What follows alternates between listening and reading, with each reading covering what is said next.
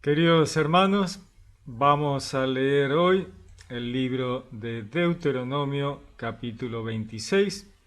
Luego vamos a leer un poquito de la carta del apóstol San Pablo a los romanos y vamos a terminar con el Santo Evangelio según San Lucas, capítulo 4.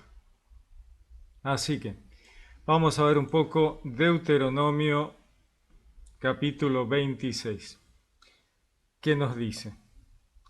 Cuando llegues a la tierra que Yahvé tu Dios te da en herencia, cuando la poseas y habites en ella, tomarás las primicias de todos los productos del suelo que coseches en la tierra que Yahvé tu Dios te da, las pondrás en una cesta y las llevarás al lugar elegido por Yahvé tu Dios para morada de su nombre. Te presentarás al sacerdote que esté entonces en funciones y le dirás: yo declaro hoy a Yahvé mi Dios que he llegado a la tierra que Yahvé juró a nuestros padres que nos daría. El sacerdote tomará de tu mano la cesta y la depositará ante el altar de Yahvé tu Dios. Tú pronunciarás estas palabras ante Yahvé tu Dios. Mi padre era un arameo errante que bajó a Egipto y residió allí como inmigrante, siendo pocos aún, pero se hizo una nación grande, fuerte y numerosa. Los egipcios nos maltrataron, nos oprimieron y nos impusieron dura servidumbre. Nosotros clamamos a Yahvé Dios de nuestros padres y Yahvé escuchó nuestra voz. Vio nuestra miseria, nuestras penalidades y nuestra opresión. Y Yahvé nos sacó de Egipto con mano fuerte y tenso brazo, en medio de gran terror, señales y prodigios. Nos trajo aquí y nos dio esta tierra, tierra que emana leche y miel. Y ahora yo traigo las primicias de los productos del suelo que tú, Yahvé, me has dado. Las depositarás ante Yahvé tu Dios y te postrarás ante Yahvé tu Dios. Luego te regocijarás por todos los bienes que Yahvé tu Dios te haya dado a ti y a tu casa. Y también se regocijará el levita y el forastero que viven en medio de ti.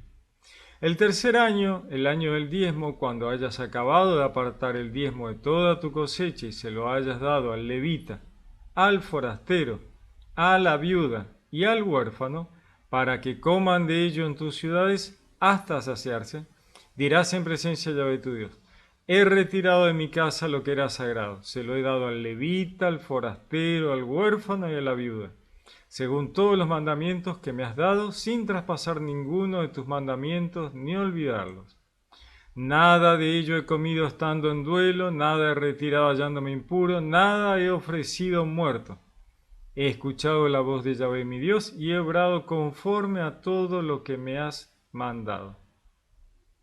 Desde la morada de tu santidad, desde lo alto de los cielos, contemple y bendice a tu pueblo Israel, así como al suelo que nos has dado, como habías jurado a nuestros padres, tierra que emana leche y miel.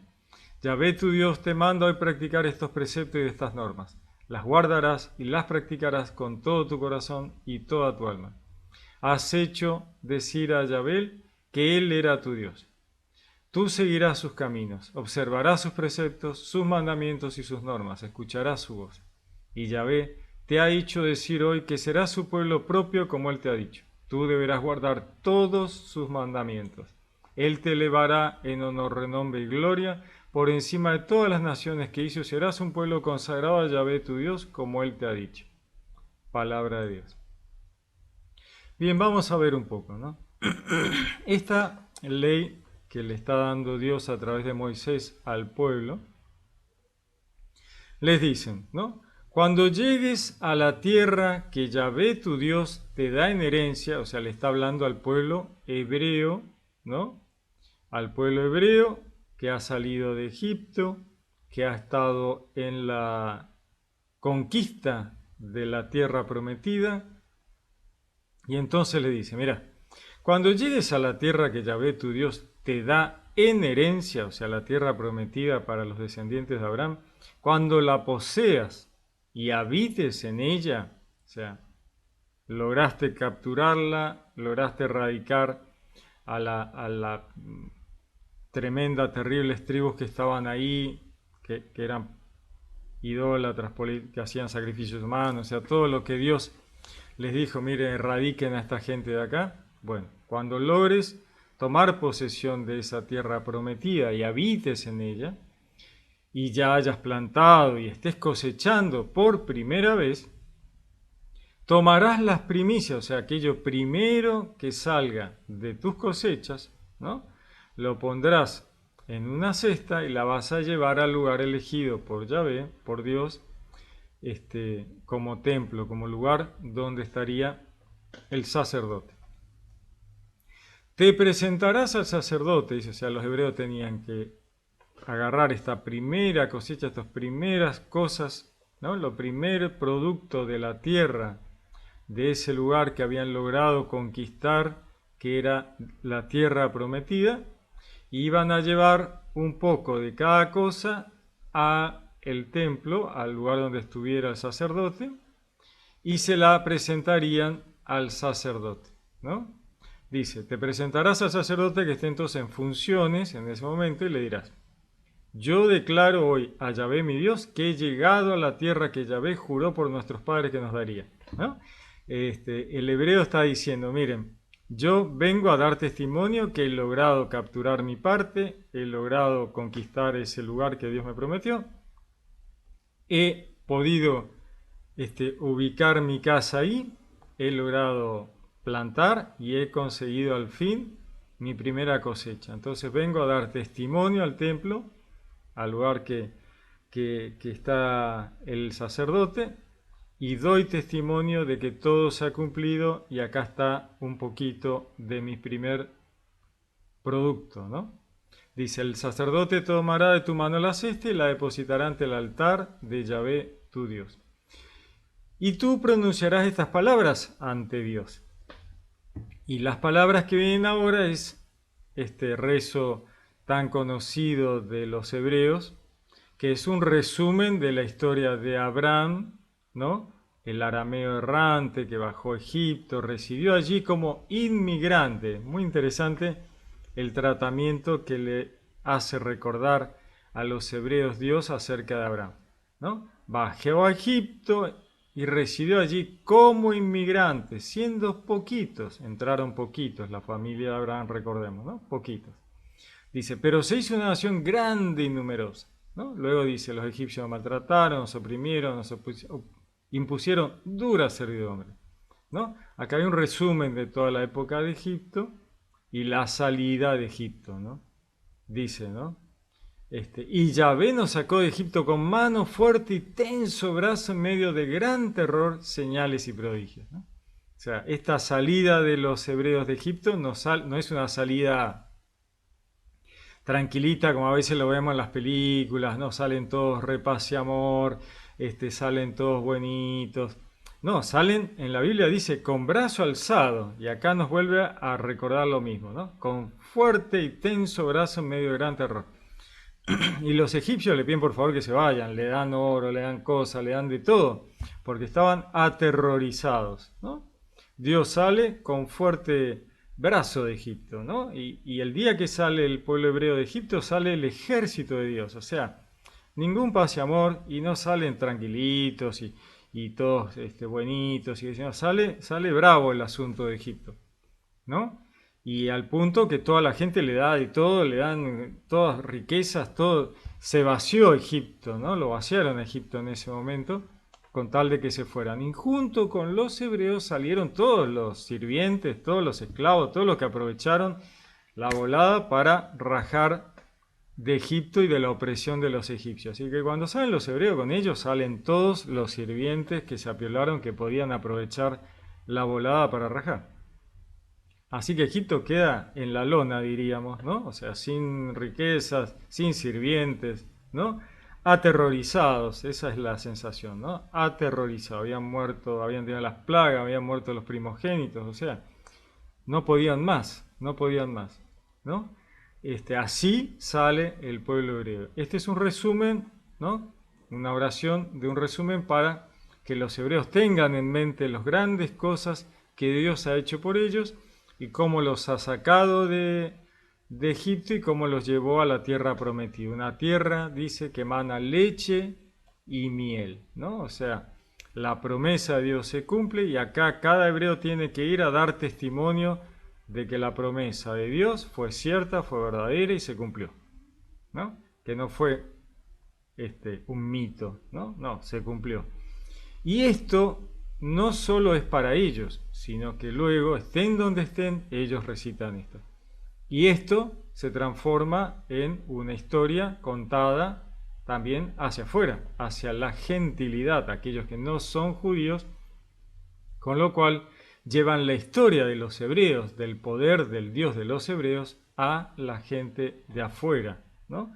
Para que esta gente de afuera se convirtiera al Dios hebreo, ¿no? Eso hizo de tu Dios, se los metió, eran poquitos cuando entraron, 400 años de Egipto y salieron y se llevaron todo y los aplanaron a los egipcios, eran los más poderosos y los más bravos de la zona y sin embargo los dejaron arruinados cuando salieron, ¿no? Y los persiguieron y no sirvió, ¿no? Se ahogaron en el mar, o sea, ¿no? Es toda una historia muy potente, muy fuerte, que debe calar tanto en los hebreos como en los pueblos que escuchan esta historia para conseguir la conversión, ¿no? Y tenerlos presentes para adoptar el Dios hebreo, porque todo esto es para que el pueblo, los pueblos de los alrededores, adopten al Dios de los hebreos. Ese es el sentido. Y prepararlos, ir conociendo a los judíos, a los hebreos, para cuando llegue el Mesías y salga la evangelización, que no caiga totalmente descolgada, ¿no? ¿Por qué? Porque sale la evangelización hacia los gentiles y ¿quiénes están afuera? Hay un montón de judíos en la diáspora, nacidos en la dispersión, como dice la carta de Pedro. Entonces, están estos judíos viviendo entre los gentiles con sus grupos, ¿no? Con sus comunidades, y los gentiles han escuchado toda la historia judía, hebrea, ¿no? Este rezo, ¿cuántas veces habrán podido estar presentes en el momento que ellos narran esto, cuentan esto? Y entonces es una historia muy interesante que capta la atención de todos. Y entonces cuando sale la evangelización, la buena nueva de Jesús, hacia estos pueblos que ya habían tenido durante miles de años las diásporas judías, no es algo que cae descolgado, sino que es algo que, es una continuidad. O sea, ustedes son el pueblo del libro, el pueblo que salió de Egipto, aquel de las plagas, ¿no? Toda una historia muy, muy, muy interesante que ha calado en los pueblos de los alrededores. Entonces, cuando sale la buena nueva, sale el Evangelio, ellos ya están preparados para saber de dónde viene el asunto, ¿no? Después, bueno, escucharán la buena nueva, se convertirán, ¿no? Pero ya hay una base, digamos, mínima, desde donde parte lo siguiente, ¿no? Acá nos cuenta el Deuteronomio que el pueblo debía, por obligación, ir al sacerdote y dar testimonio de que se había cumplido todo lo que Dios le había prometido a Abraham, ¿no? Con lo cual es otra cosa para contar a los gentiles. Yo fui hoy al templo a dar testimonio de lo que Dios prometió, se cumplió. ¡Wow! ¡Qué bárbaro! ¿No? Impresionante. El Dios de los hebreos, ¿no? Ahí está el punto, el Dios de los hebreos. Porque en ese momento creían que había miles de dioses, millones de dioses, qué sé yo. Entonces, cada uno tenía un Dios distinto. Ahora, el Dios poderoso era el de los hebreos. Entonces, vamos a convertirnos, o por lo menos vamos a tenerlo entre los dioses que tenemos que tener el Dios de los judíos. ¿Cómo no lo vamos a tener si es un Dios poderoso? Así que muchas veces era el principal de los otros dioses que tenían, ¿no? Bueno, los otros dioses nunca existieron, pero bueno, eso es otra historia, ¿no? El tema es que fuera calando en los gentiles el Dios de los hebreos. Después vendrá, ¿no?, la idea esta tan importante del monoteísmo, diciendo, mira, ustedes estuvieron adorando un montón de dioses que no existieron nunca. No existieron nunca. Este es el único, el Dios verdadero. El Dios de los hebreos es el único que existió siempre. O sea, es el que los atendió, el que los cuidó, el que les hizo crecer las plantas, el que les curó a los hijos. Siempre fue el mismo, el Dios de los hebreos. Los otros no existieron nunca. El Dios de los hebreos fue tan misericordioso y bueno que los atendió igual aunque ustedes llamaran a un número que no existía, ¿no? O sea, Él les atendió en el call center igual. Dijo, ¿a quién llamas? ¿A Isis? ¿A Ra? No importa, yo te atiendo igual. ¿Qué necesitas? Y mi pibe está enfermo. Está, ahí, vamos a curarlo. No, pero yo necesito esto, que las plantas no me crecen. Ahí va. Necesito lluvia, necesito lluvia. Bueno, ahí va la lluvia. ¿A quién llamaste? Y llamé a Isis, llamé al dios el de la tormenta, atendelo igual, ¿no? O sea, ¿a quién está llamando? Y está llamando al dios de las mareas, bueno, atendelo, ¿qué necesita? Y pues necesita que la marea, bueno, que afloje la marea, ¿no? Es maravilloso, pero la misericordia y la tolerancia de Dios se mostró y se muestra así, ¿no? ¿A quién llamas? Y llamo a cualquiera, bueno, atendelo igual, ¿no? Atendelo, ¿qué necesita? Bueno, dale, ¿no? Es así, maravilloso, ¿no? Bien, vamos a leer la carta a los romanos de Pablo. Pablo que está explicando la buena nueva, está hablando con los judíos, ¿no? El tema de los judíos que tienen que recibir la buena nueva, ¿no? Y entonces hay un cortocircuito ahí entre ley y gracia, ¿no? Hay un choque, hay una situación de conflicto en cuanto a que cómo, entonces, al cohete cumplí con la ley y ahora resulta que van a dejar entrar a los gentiles que no tienen ni idea de la ley y los van a dejar entrar y ellos ¿por qué? ¿Y por qué yo y por qué ellos? ¿No? Entonces, Pablo les va a hablar un poquito sobre ese tema, ¿no?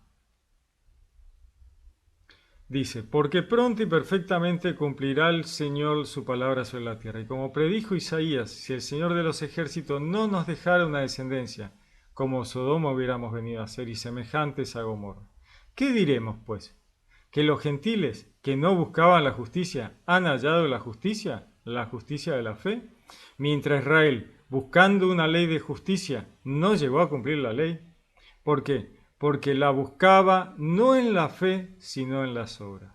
Tropezaron contra la piedra de tropiezo, como dice la Escritura. He aquí que pongo en Sión piedra de tropiezo y roca de escándalo, mas el que crea en él no será confundido.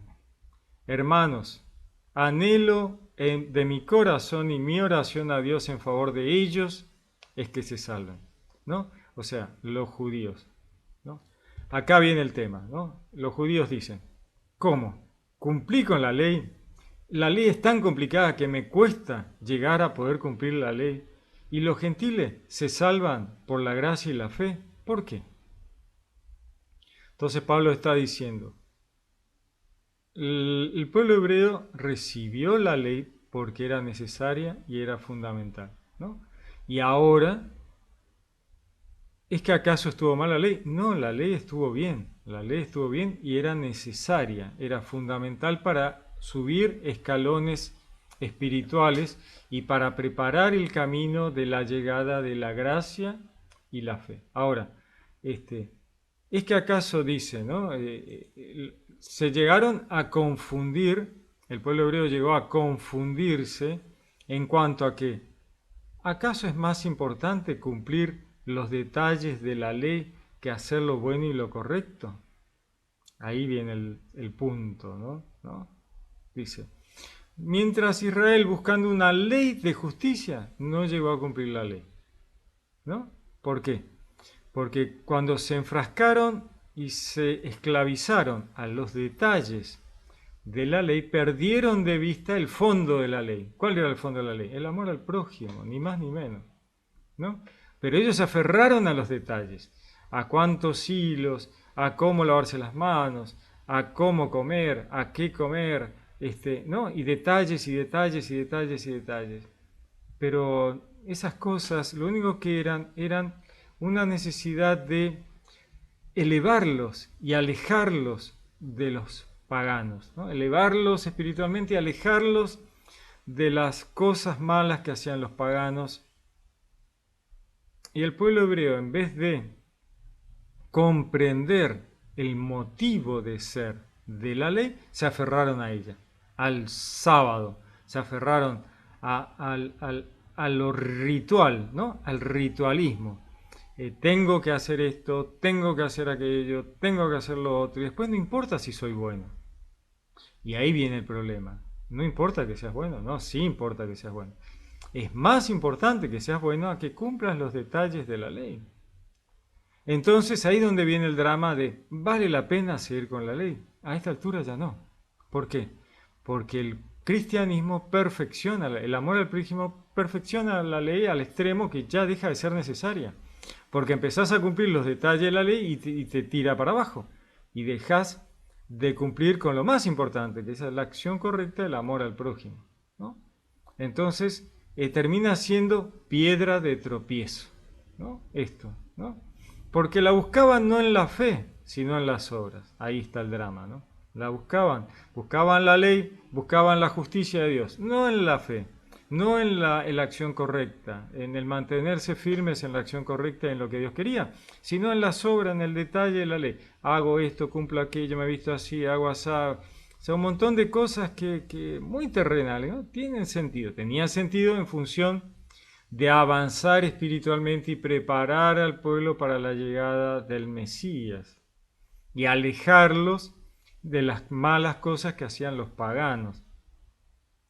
Entonces había que analizar y pensarlo esto nosotros, porque ahora lo vemos con el diario del lunes, entonces es más fácil. Pero en ese momento la ley les decía, tienen que hacer esto, tienen que hacer aquello, tienen que hacer lo otro, tienen que levantarse así, tienen que acostarse así. O sea, había que cumplir 800.000 millones de detallecitos para alcanzar el reino futuro, la vida futura. Entonces nadie lograba cumplir con la ley, morían sin poder cumplir con la ley. Y de ahí viene el purgatorio, ¿no? O sea, el hebreo que moría tenía que ir a un lugar donde esperar a poder terminar de cerrar lo que no había podido cumplir de la ley en vida, ¿no? Entonces, el hebreo hace 11 meses de un rezo especial donde se pide por ese alma que está ahí tratando de terminar de cerrar lo que no pudo cumplir de la ley en vida, ¿no? Esto luego lo entendemos como purgatorio para el cristiano que no tiene un tiempo definido, ¿no? O sea, 2 minutos, 2 días, 3 años, 100 años, dependiendo de la dureza del corazón del que tiene que estar en el purgatorio, esperando para cumplir lo que no pudo cumplir, ¿no es cierto? Entonces tenemos este tema de la ley y la fe, ¿no? Dice, testifico en su favor que tienen celo de Dios, en favor de los hebreos, ¿no? Que no conforme a un pleno conocimiento, pues desconociendo la justicia de Dios y empeñándose en establecer la suya propia, no se sometieron a la justicia de Dios, porque el fin de la ley es Cristo, para justificación de todo creyente, ¿no? Testifico en su favor, dice Pablo, ¿no? En favor de los judíos, de los hebreos, que tienen celo de Dios, o sea, son gente religiosa, son gente que quiere acercarse, pero no conforme a un pleno conocimiento, o sea, les falta conocer la perfección del conocimiento. ¿Cuál es? El cristianismo, las enseñanzas de Jesús, todo lo que leemos en los evangelios, en las cartas, en las revelaciones de Juan, ¿no? Entonces dice, le falta al judaísmo el pleno conocimiento. Entonces, están teniendo un problema de falta de entender algunas cositas más para poder pasarse a la perfección que trae el Mesías, ¿no? Pues desconociendo la justicia de Dios y empeñándose en establecer la suya propia, no se sometieron a la justicia de Dios, ¿no? Este tema de, al aferrarse a la ley, terminaron arruinándola, digamos, ¿no? O sea, la ley era un tema pasajero que tenía un ayo, un bastón, una ayuda para poder llegar a una situación mejor. Llegó un punto en que la ley, para cuando llega Jesús, la ley era un atraso, un retraso. O sea, si cumplías la ley, metías la pata. O sea, si cumplías la ley a muerte, hacías cosas terribles como bueno, apedrear a la gente, O sea, te ponías fundamentalista sin sentido y empezabas a... La ley te caía encima como una roca, ¿no? Dice, en efecto, Moisés escribe acerca de la justicia que nace de la ley. Quien la cumpla, vivirá por ella. Mas la justicia que viene de la fe dice así, no digas en tu corazón, ¿quién subirá al cielo? Es decir, para hacer bajar a Cristo. O bien, ¿quién bajará al abismo? Es decir, para hacer subir a Cristo de entre los muertos. Entonces, ¿qué dice? Cerca de ti está la palabra, en tu boca, en tu corazón. Es decir, la palabra de la fe que nosotros proclamamos, ¿no? Les está diciendo Pablo a los judíos, ¿no? La justicia que viene de la fe dice así, no digas en tu corazón, ¿quién subirá al cielo o quién va a bajar al infierno en busca de Cristo? No digas. Y entonces, ¿qué dice? Cerca de ti está la palabra, ¿no? O sea, léelo de vuelta, ¿no? Leamos de vuelta la palabra de Dios. En tu boca, en tu corazón. La palabra de la fe que nosotros proclamamos, ¿no? La buena nueva de Cristo. Porque si confiesas que con tu boca que Jesús es Señor y crees en tu corazón que Dios le resucitó entre los muertos, vas a ser salvo. Pues con el corazón se cree para conseguir la justicia y con la boca se confiesa para conseguir la salvación. Porque dice la Escritura, todo el que crea en Él no será confundido. Bueno, acá tenemos que parar un poquito porque estos versículos suelen malinterpretarse y generar todo un problema de fe u obras. Si creo, ¿puedo tirarme panza arriba y no hacer nada más?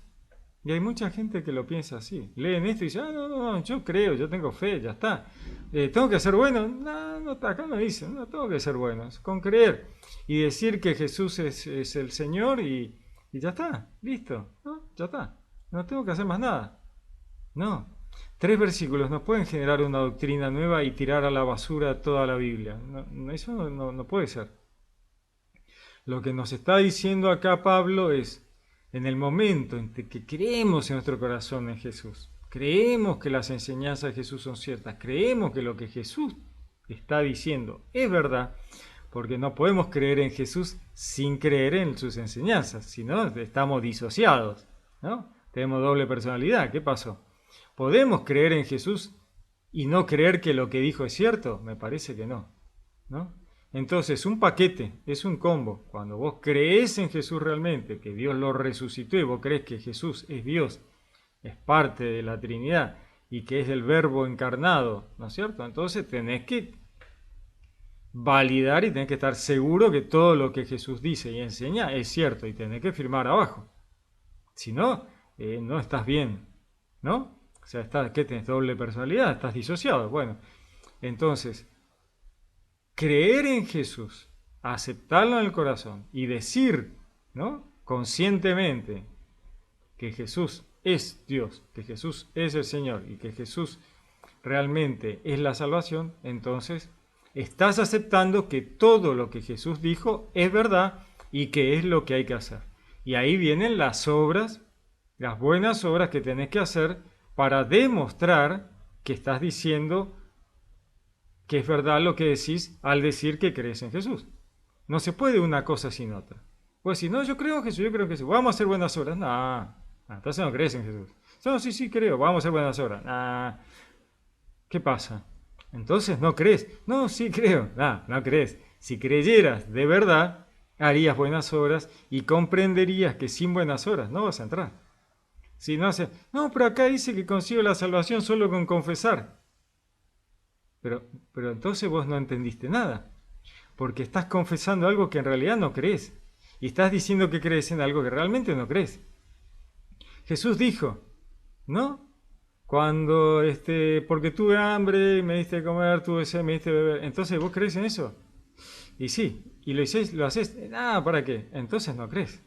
Ahí está el tema, ¿no? O sea, si se cree de corazón realmente en Jesús, entonces tenés que hacer las buenas obras.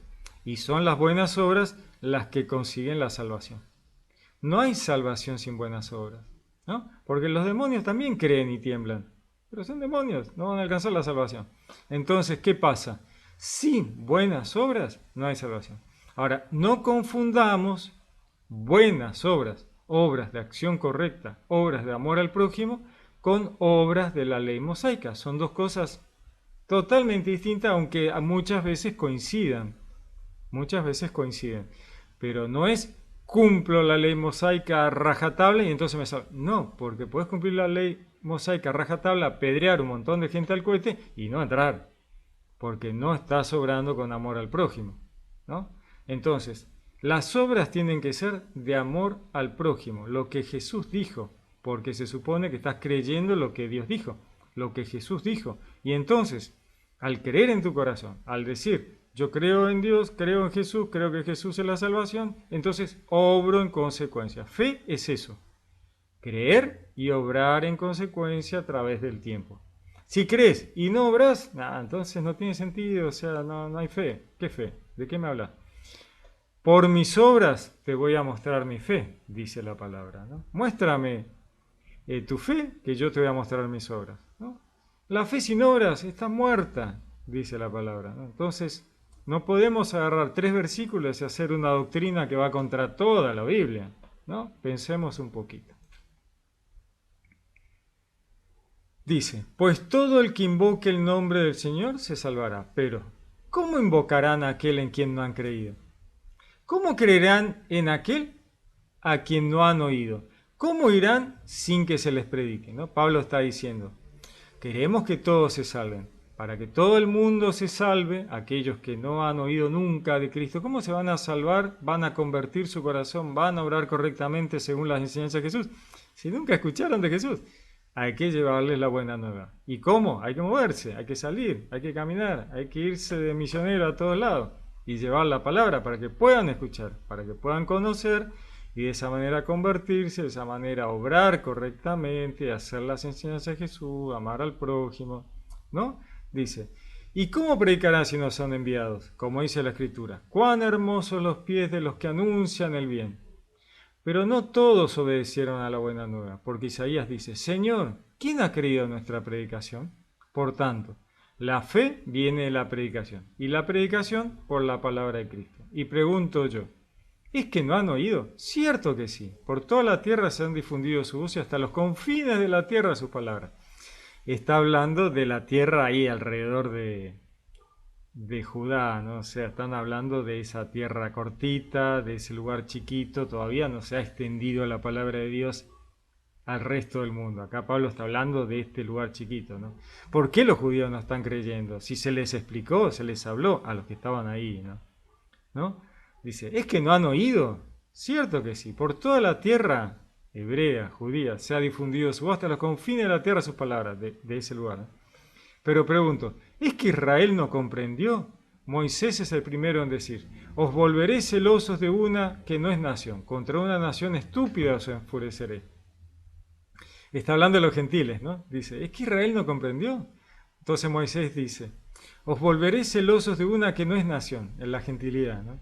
Se van a poner celosos de la gentilidad porque la gentilidad va a escuchar, va a entender y se va a convertir al cristianismo, ¿no? Contra una nación estúpida os enfureceré, ¿no? Porque eran paganos, ¿no? Isaías a su vez atreve a decir, fui hallado de quienes no me buscaban, los gentiles no buscaban al Dios hebreo, no lo buscaban porque no sabían que existía. Y ahí les llega la buena nueva y dicen, mira vos, fui hallado de quienes no me buscaban. Me manifesté a quienes no preguntaban por mí. Mas Israel dice, todo el día extendí mis manos hacia un pueblo incrédulo y rebelde. Palabra de Dios, ¿no? Como diciéndole a los judíos, me cansé de hablarles y ustedes no están escuchando, ¿no? O sea, hay que escuchar, hay que tratar de entender, hay que obrar en consecuencia, hacer obras buenas, porque la fe sola no alcanza, no sirve. No basta con llegar del otro lado y decir, no, pero mirá que yo creo, ¿eh? ¿Y qué obras buenas hiciste? No, pero no era necesario. Fíjate lo que dice acá. No, sí, era necesario. No, acá, no, sí, tenías que hacer obras buenas. No, pero yo no tenía ganas, no quise. Bueno, sentate acá un ratito y pensalo mejor, ¿no? O sea, obras buenas, buenas obras, obras de amor al prójimo, ¿eh? Muy bien, vamos ahora por el Evangelio de Lucas, capítulo 4, que nos cuenta, dice, Jesús, lleno de Espíritu Santo, se volvió del Jordán y era conducido por el Espíritu en el desierto. Durante 40 días tentado por el diablo. No comió nada en aquellos días y al cabo de ellos sintió hambre. Entonces el diablo le dijo, si eres hijo de Dios, di a esta piedra que se convierta en pan. Jesús le respondió, está escrito, no solo de pan vive el hombre. ¿No? O sea, veamos un poco. Jesús, lleno del Espíritu Santo, se volvió al Jordán. Y el Espíritu Santo lo conduce al desierto, ¿no? El desierto en la Biblia tiene esta imagen, este peso de humildad, peregrinación, penitencia, lugar donde se va a recapacitar, donde se va a pensar las cosas mejor. Y ahí va Jesús, al desierto, lugar donde se es probado, lugar donde se es, ¿no?, zarandeado. El pueblo hebreo caminó 40 años en el desierto peregrinando hasta que pudo entrar a la tierra prometida, ¿no? Este número 40, que no es 40 por reloj, sino es una etapa, es un tiempo que cierra una etapa, ¿no? Eso significa 40. 40, ¿no? En el diluvio, 40 en el desierto, 40. Bueno, ese 40 significa una etapa, un tiempo, ¿no? Entonces acá el Espíritu Santo lleva a Jesús al desierto porque Jesús está, uno de los roles de la divinidad es ser hombre plenamente humano, ¿no? Así que este humano va al desierto a ser probado, va al desierto de penitencia, ¿no es cierto? A hacer esta penitencia, este peregrinaje, aunque Jesús no lo necesitara, lo hace igual. Por su humanidad, ¿no? En su rol de humano, ¿no?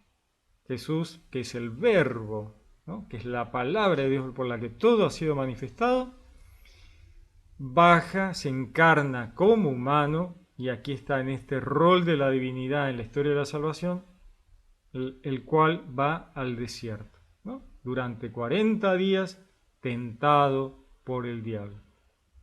O sea, el diablo va contra su humanidad, ¿no? Va contra su humanidad, porque si el demonio logra vencer la humanidad de Jesús, estaría venciendo sobre toda la humanidad a la cual quiere descartar, ¿no? El enemigo quiere descartar a la humanidad porque él considera que la humanidad es un gasto de recursos inútiles, ¿no? O sea, ¿para qué esta gente? No vale la pena, vamos a liquidarlos a todos, no sirven para nada. ¿Cómo le van a dar la imagen y semejanza de Dios? No está de acuerdo, ¿no? Entonces va contra la humanidad de Jesús en el desierto y quiere hacerlo tropezar, ¿no?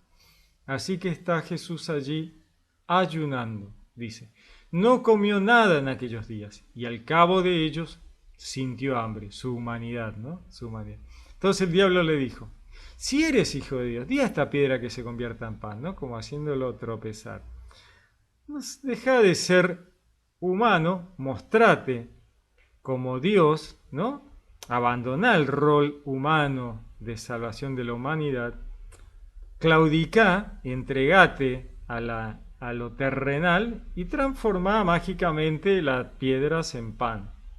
Entonces Jesús le responde, está escrito, no solo de pan vive el hombre, la humanidad no vive solo del pan, ¿no?, sino de toda palabra de Dios, ¿no? Llevándole a una altura le mostró en instante todos los reinos de la tierra, ¿no? Esto, el enemigo le dice, mira, todo esto, yo tengo poder, ¿no? Le dijo el diablo, te daré todo el poder y la gloria a estos reinos, porque a mí me ha sido entregada y se la doy a quien quiero, ¿no? Así, siempre con esta posición arrogante, ¿no? Como cuando va el Satán a hablar con Dios en el libro de Job, está haciendo la cola junto al resto de los ángeles, Dios lo ve y le dice, che, ¿qué te trae por acá, no?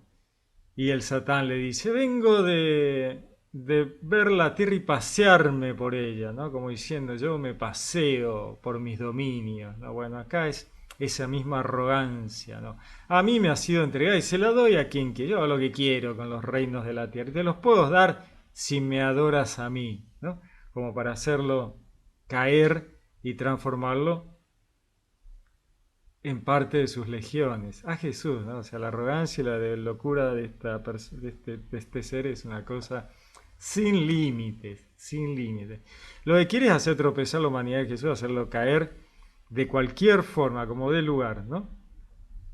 Para condenar a la humanidad, ¿no? Para condenar a la humanidad. Dice, si me adoras, todo será tuyo, ¿no? Esta cosa de que el humano diga, uy, qué bueno, ¿no? Voy a ser rey del mundo. Jesús le respondió, está escrito, adorarás al Señor tu Dios y solo a Él darás culto. Olvidad, ¿no? Está diciendo Jesús, olvídate, a vos no te voy a adorar, solo a Dios, como humano, ¿no? Como humano, como hombre, solo voy a adorar a Dios. Está escrito así, adorarás al Señor tu Dios y solo a Él darás culto. ¿De qué me estás hablando? Le llevó a Jerusalén entonces, ¿no? Dice, y le puso sobre el alero del templo y le dijo, si eres hijo de Dios, tírate de aquí abajo, porque está escrito, a sus ángeles te encomendará para que te guarden, y en sus manos te llevarán para que no tropiece tu pie en piedra alguna. Jesús le respondió, está dicho, no tentarás al Señor tu Dios, ¿no? Como diciendo, hasta acá llegamos, ¿no? Hasta acá llegamos, basta, ¿no? Ponerle el pie a la serpiente en la cabeza, ¿no? Porque Jesús tiene el poder como Dios de hacerlo desaparecer en un segundo, obviamente. Pero Él está encarnando su rol humano en la historia de la salvación. Y como humano, Él tiene el poder de pisar la cabeza de la serpiente, ¿no? Aquella en el Edén que estaba acechando, acá la vemos, ¿no? Acechando ahí, tratando de morder en el tobillo de Dios, ¿no? Una cosa tremenda, ¿no? Entonces, Jesús lo detiene, dice, basta, no, basta, ya, me cansaste, ya está, basta. No tentarás al Señor tu Dios, basta, ya, listo, terminemos, ¿no? Dice, acabada toda tentación, el diablo se alejó de él hasta un tiempo oportuno. O sea, no se resigna, dijo, bueno, está bien, me pusieron el freno, pero esto no terminó, dice, ¿no? Volveré, volveré, ¿no? Tremendo. Ahí sí, vuelve. Y sigue tratando, ¿no? Y tratando de que Jesús claudique y se baje de la cruz ¿no? Y haga aquello y lo otro y está ahí tratando de frenar hasta último momento, ¿no? Es una cosa de loco, tremendo. Bueno, muy interesante. Bueno, acá estamos en esta cuaresma en la cual el pueblo cristiano va a un intento de ayuno, estos 40 días, ¿no? En este punto de entrenar el alma y el corazón para frenar y poder decir al enemigo, basta, ¿no? No solo de pan vive el hombre, ¿no? Poner el pie, ¿no? En la cabeza del enemigo, ¿no? Pero ¿qué es ayunar? ¿No? Porque uno dice, bueno, ayunar, bueno, ¿y qué es el ayuno? Ah, no, bueno, no voy a comer carne, con eso ya estoy perfecto. No, el profeta Isaías dice, ayuno es hacer lo bueno, hacer lo correcto. No hagas lo que Pablo le decía justamente a los judíos. No te agarres del rito. Pues si te agarras del rito solo, pues yo no como carne. Che, ¿y estás haciendo alguna obra buena? Nada, ¿para qué? Ya con no comer carne ya estoy. No pasa por ahí. No, ese no es ayuno. Ayuno es compartir el pan con los pobres, ¿no? De eso nos hablaba el Deuteronomio, ¿no? Da testimonio de que Dios está con vos, repartiendo con los pobres, ¿no? Con los levitas, con los extranjeros, con los inmigrantes, con la viuda y el huérfano, o sea, con los marginados, los descastados, los pobres, los humildes, ¿no? Arrimá algo a la iglesia para que pueda seguir trabajando y funcionando, ¿no? En esta época de tantas campañas contra la iglesia y tanta desfinanciación para que la iglesia se caiga, ¿no?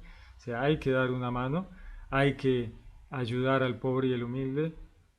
Eso es ayunar. Si después te querés comer un bife, bueno, qué sé yo, es lo de menos. No te aferres al ritual, no te aferres al punto y coma de la ley, porque si no estamos con el error de cumplir la ley para entrar al reino. Bueno, no vas a entrar al reino cumpliendo la ley a morir, ¿no? No, pero yo cumplí el Shabbat. ¿Y qué? No tiene importancia. ¿Hiciste lo bueno? No, pero cumplí el Shabbat. No tiene sentido. Bueno, y ¿qué ayuno hiciste en Cuaresma? Y no comí carne. ¿Y qué más? Y no, nada más. Che, y al pobre, no, nada, no le dio bolilla a nadie. Y entonces, ¿de qué sirvió? Bueno, por sus frutos los conoceréis, decía Jesús, ¿no? O sea, obras, buenas obras, obras de amor al prójimo. Eso es el ayuno, ¿no? Eso es ayunar, eso es hacer penitencia, eso es hacer peregrinación, ayudar al otro, al humilde, al pobre, ¿no? Eso es hacer algo por el otro, ¿no? Amor al prójimo. Muy bien, muy bien. Les deseo un lindo domingo, que empiecen bien la semana. Los saludo con gran afecto. Que Dios los bendiga. Les habló Pablo Castro.